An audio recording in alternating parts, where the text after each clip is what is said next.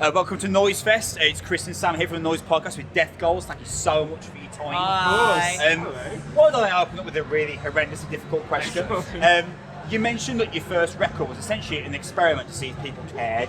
As it turns out, lots of people care, right? Which is great, right? Lots of people care. Awesome. Shock horror, right? But essentially, now that people care, now you matter, which is awesome for you. But how does that affect the songwriting 3 years later? Now you know people care, right? So now the songwriting really matters. So how does that affect the songwriting 3 years on? I think it's, I mean, in the most almost annoying way, it kind of doesn't. Like, I think if anything else, it's made us care less about the overall vibe and way more about what we want to do, which has been quite nice. You know, I think doing the first album was really difficult to be in that position of, right, we need to make something that, like you say, people care about and people want to listen to, people want to check it out, but also want to stay for what we're going to do in the future. And I think, you know, I mean, we've just started writing the third record now, and it's the most relaxed writing we've probably ever had, which has been It's really also nice. the most collaborative writing. Yeah, 100%. Like, Horrible was 90% on me. Yeah. Garden was like a 70-30. And whereas like this time round, it's 50-50. It's fully 50-50. Like we write at mine for fun. Every Wednesday. Every Wednesday after work. Yeah, every Interesting Wednesday. though, it's like you talk about collaborative writing. In my head, it would surely be easier in practice where you come with these are the songs, these are the ideas, It is follow easier. along, right? Yeah. But It like is. collaborative surely sounds a much more stressful, negotiated experience where it's like a UN conference. But you like, bring out the best of each other in that situation. Yeah. Because the shit I haven't thought of, where I've already got this like painted out thing in my head, this map. Yeah. I'm putting myself in a corner. I can't work out of the fourth like DB. and then you're like furious because one different idea is not how it matters. Yeah, but then and all that annoyingly, once you dig out, but if you cut that bit and then change that and reverse that chord thing, you go, oh, it's better. But I think It's as annoying. well, like that also comes Nightmare, from when we. I figure that. When I joined the band and we started writing the first record, I'd never played a Death Gold show before, and this was like right in the middle of lockdown. For the first night, we didn't play a show until like maybe 3 or 4 months after the record came out. And that was the first time I'd that is ever dry, isn't it? played a That's Death so Gold show. strange. So now, like, Even then, the first time we rehearsed with each other was in like the week before going to record the album. yeah. So like the whole So like, we had a week of like cover recording, and then we went. like the So- whole first one was done basically over Facebook Messenger. Yeah, which but then is so wild. To Garden, do we did sort of write a load of it pre-pro, and then we did some more stuff together and like tweaked and fine-tuned. So we got that was like the feeding out process. Being like, okay, cool. You don't react well when I sort of talk about things like that way.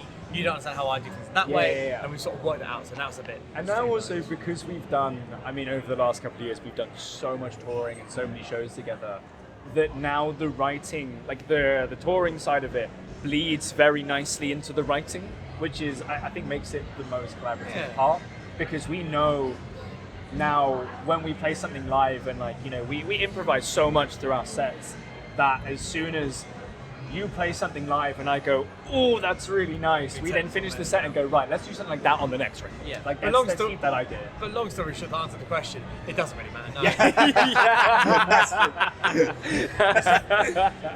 People like the shit, they like the shit, they don't. That's fine. There are a million other bands doing scrams and wee-woos. Yeah, exactly.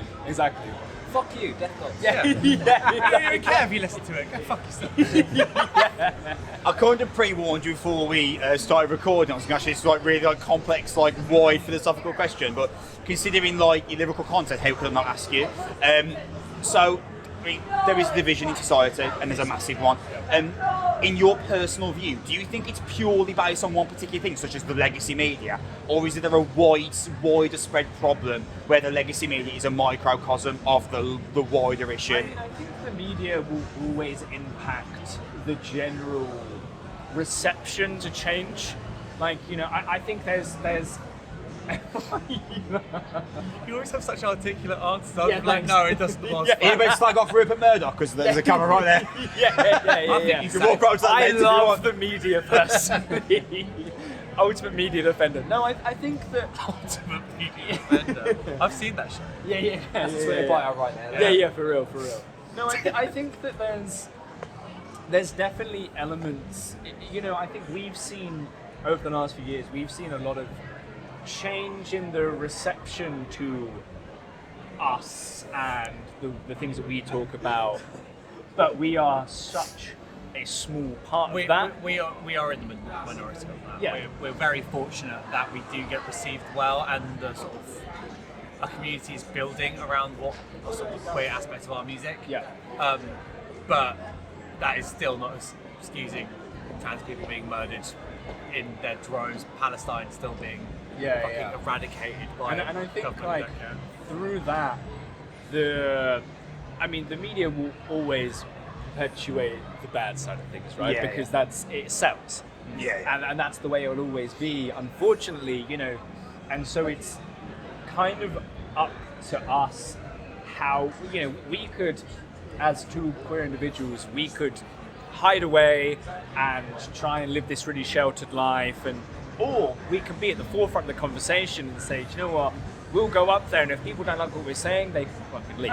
Like, or people can enjoy what we're saying, enjoy the riffs at the same great time. expression of equality as you can possibly Exactly. conjure through Like, the music. And it's bringing it to everywhere you can. It's making it a part of everything. It's playing bills that don't have a lot of queer people on.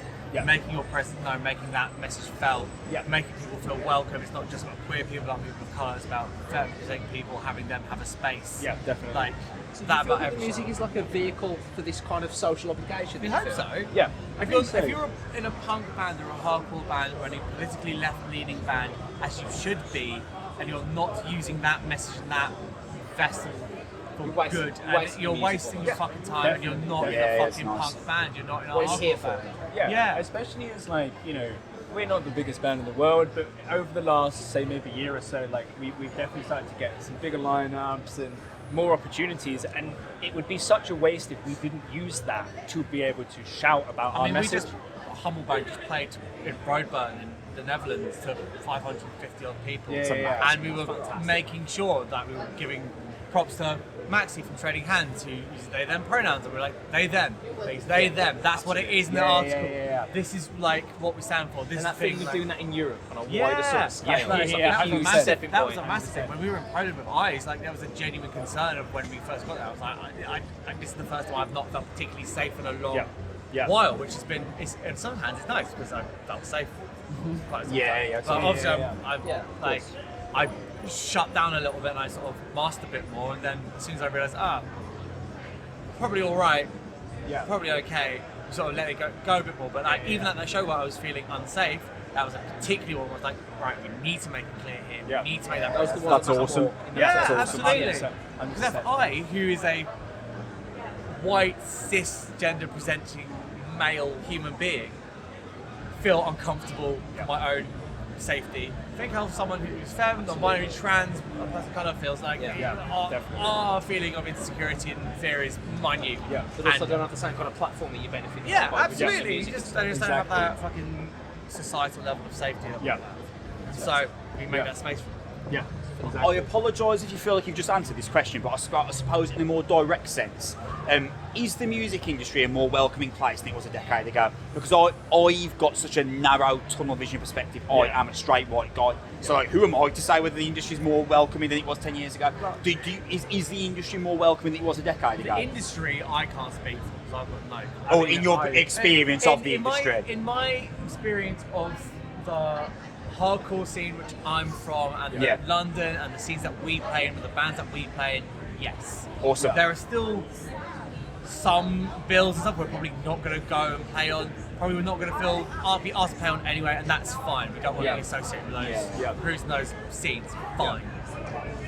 From my place, I remember going to hardcore shows 10 years ago and being like, I don't really feel safe here, I don't really feel welcome here. I'm not part of this. I'm not part of this, and now I feel absolutely part of this, and we feel like we're bringing people into this, and it's amazing.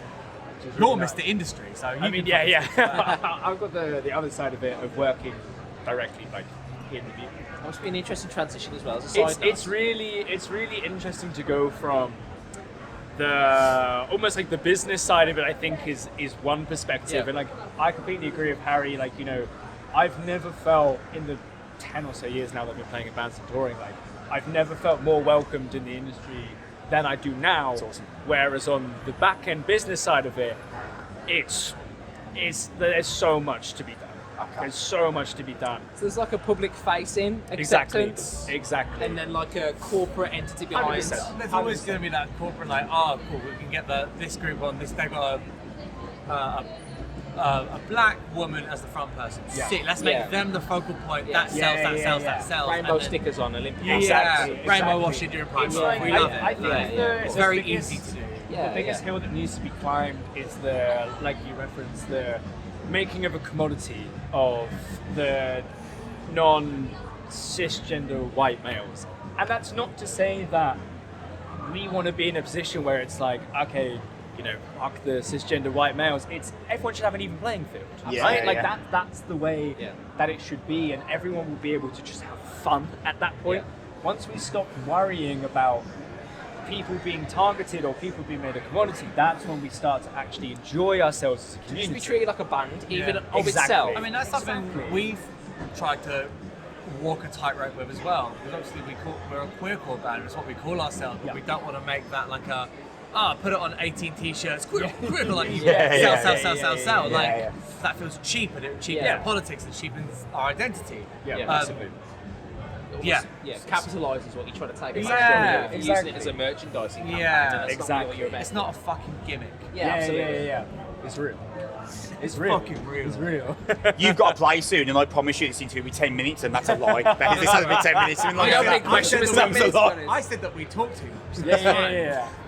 So I like to close off with the concept of desert island discs. Like, I'm an obsessive for that kind of stuff. You're on an island. You've got one record to take with you. I want to know what that would be and why. Do you want to start? Let's go with Bliss Biffy and Clyro. Nice. Oh my god, what a ridiculous album that is!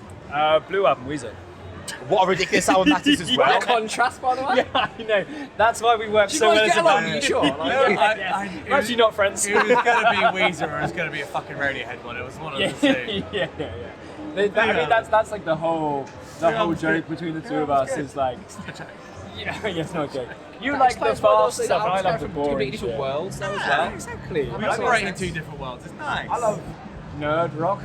You love NPR, black metal, like synthwave, Look, shoegaze. the glass is goodness. around for a reason, alright? I love That's black fair metal, Black metal. Oh, I'm so into that. Love it. It's fantastic. And I love fucking blast beats You love and noise. scrams and noise and hyperpop and Exactly.